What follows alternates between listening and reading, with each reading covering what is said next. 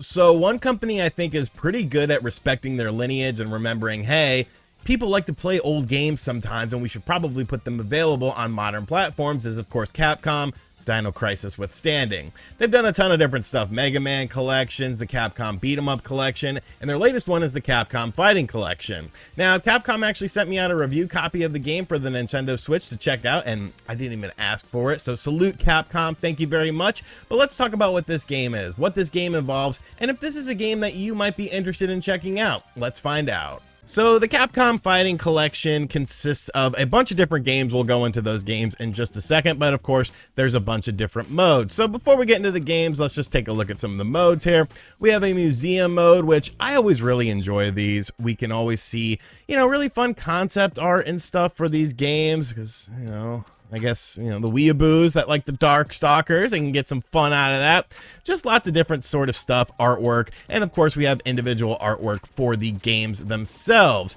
You also have a music gallery. If you want to jam out to some of the tunes, you can do that, so that's pretty cool.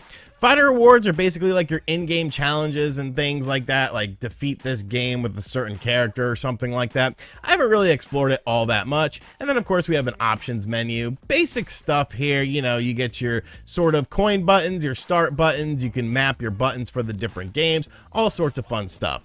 Now I will say that the online portion of the game is pretty barren right now. I've only played one online match, so I can't talk about it too much, which kind of does disappoint me. The one match I played was really good though. There's a bunch of different sorts of types of games that you can do online. There's your casual stuff, your ranked stuff, custom matches, ranked leaderboards. Is a really good sort of system where you can just say that you're looking for someone to play online with and then simply just play the game, and then somebody will kind of join in at some point in time, kind of like how it was back in the day when somebody would walk up to your arcade cabinet. So far so good. Then we have the list of games here, and I think it's a very interesting list. It's one of those lists where it's like your mileage is definitely going to vary because there's a strong emphasis on one franchise, and for once that emphasis is not on Street Fighter. So looking over the list of games here, we have Warzard, which was known as Red Earth in English versions and English territories. We have Darkstalkers, Night Warriors, Vampire Savior, Vampire Hunter 2, Vampire Savior 2, The Lord of the Vampire, Cyberbots, Super Puzzle Fighter X or Super Puzzle Fighter 2 Turbo, Super Gem Fighter, and Hyper Street Fighter 2, the Anniversary Edition. Now, what's cool about this stuff is that, yes, you have the games, you have the different versions. You can play the Japanese version or the English version, but you can also adjust a lot of the settings in these games, like difficulty, your attack power, all these sorts of things that you could do before the game, and it really does sort of change up the game. If there was a specific thing that you looked for in one of these games, you can actually find it within the menu system. I really like that. I think it's a really cool feature and something that more companies really need to focus on. With Super Puzzle Fighter, you can do things like, select the speed, how many rounds it takes, all sorts of stuff. I like that. I like that you can easily select the characters with the hidden characters in the game as well. So I think that's a really cool thing. So let's just jump into one of these games here and check it out. I'll be real with you. All of this Darkstalkers, Vampire Savior stuff, a lot of it is a bit missed on me. I never really played these games too much. I knew they existed. I dabbled in them a little bit, but I never got like super into them or anything like that. So let's just check out, let's do something that has an English version as well so we can actually read stuff. Night Warriors, Darkstalkers Revenge. I remember this game specifically. I kind of would like to get a Sega Saturn version of this game, but all the games, of course, have that sort of stuff where you can do different things with filters and stuff like that. We have our move list here, our controller settings and display and sound settings, which is something I think is cool. You can see that the filters are changing for the different wallpapers. You can have display filtered types and stuff like that. Change the display filter type. You can have the display size of the actual game. Do you want a full image, a full 4:3, an original image, stuff like that? Basic stuff that Capcom always tends to do within their games, but I think it's cool stuff. Obviously your display filter is going to have like different effects on the game. So let's just take a look at E here. We can see that there is a strong, very strong scanline filter on the game. Now, some people really like that. I think it's cool for nostalgic purposes, but really just don't give me any filter. I like, there we go. Nice and crisp here. That's what I like to see, nice and crisp.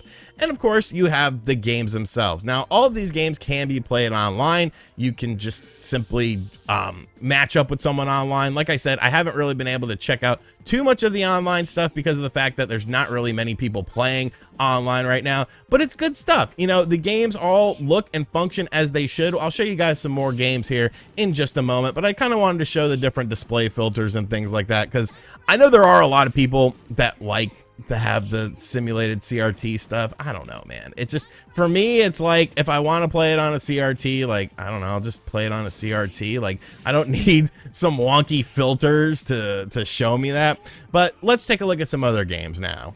Super Gem Fighter Mini Mix is quickly becoming one of my favorite games to play on here. I never really played it before, but it's got an interesting concept where you pick up these gems and these gems will power up your moves that you're using within the game. There's 3 types of gems. All 3 types are based on the 3 different special moves that you have, and it basically charges them up. And I don't know, I'm usually not super into the chibi style of games, but there's something about this game that's just clicking with me. It's very fun. It's very sort of fluid and fast.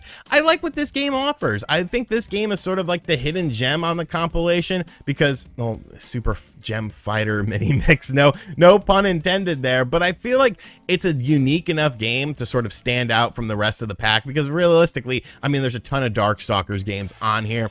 I really like this game though.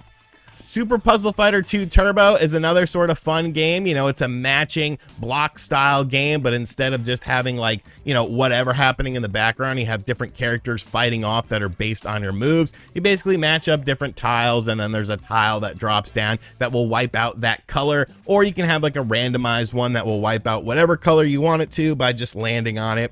Once again, a really fun game, a game that a lot of people probably haven't played before, but I think it's a game that still holds up very well, and a game that is a lot of fun. If you enjoy matching style puzzle games, I think this is a really cool game, and I think this is a game that will be fun to play online as well, because puzzle games, they always have that sort of, hidden element to them. You could be really good at one, but you're kind of being restrained by the luck of the draw. You're being restrained by what piece is going to drop next. So there is a little bit of just sort of randomness that goes along with these.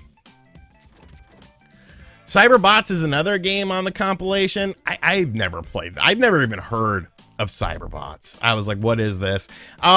It's weird. It's kind of like a mech style fighting game, and there's different mechs that you can choose from, and kind of like the whole big hulking creature in a city thing. I don't know. I think the game is fun. I'd probably like to check this game out more. Like I said, I've never even heard of it before, so this was something that was kind of interesting. I like sort of these, choice cuts out of these games instead of just having a bunch of the same game over and over again, which we'll kind of talk about in a second here. But I thought this game was pretty fun. And then, of course, you have all your Darkstalkers stuff. And yes, Darkstalkers, Vampire Hunter, Vampire Savior, whatever you're gonna call it here, it does take up a lot of the games on this list, and I feel like that's a good thing and also a bit of a detriment, because if you're not a huge fan of the franchise, these games are probably going to be missed on you. Kind of like the emo kids got together and decided to have a Street Fighter tournament is pretty much what this is. I do like it. I do think it's different enough to differentiate itself from Street Fighter games. I love the artwork in the game. I love the music in the game. The whole gothic overtones I feel are really cool. Of course, as the franchise goes along, you get different characters added into it, different moves, different abilities.